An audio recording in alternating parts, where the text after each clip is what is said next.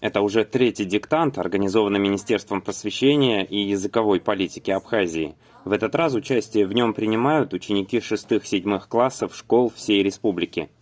Принимают участие все школы, все районы, помимо школ Гагарский лицей-интернат, Калдахарский интернат, Абхазский государственный интернат, Ачимчирская школа-интернат.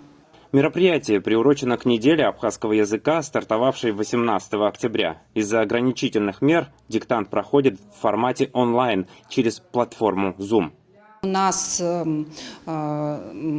несколько локаций по всему району, то есть локации это школа или район. Принимают в онлайн-диктанте участие около 700 учащихся.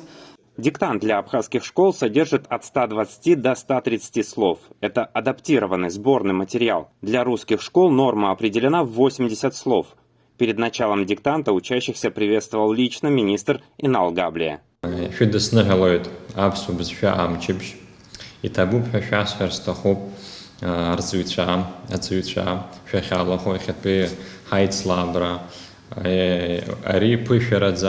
Ари хумарроп, ислаброп, уеза, шматцакаква, тынч, фезхуцна, и все, я ферпшиш дерраква.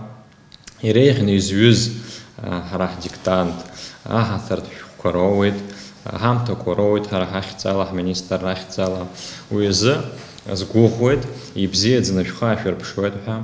Для проверки диктанта Минпрос сформировал группу из специалистов ведомства. На проверку им отведено 2 дня, после чего результаты будут вывешены на сайте Министерства просвещения и языковой политики.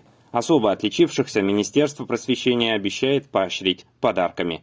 Рустам Зантария, Илана Казанба, Торник Амичба, Абаза ТВ.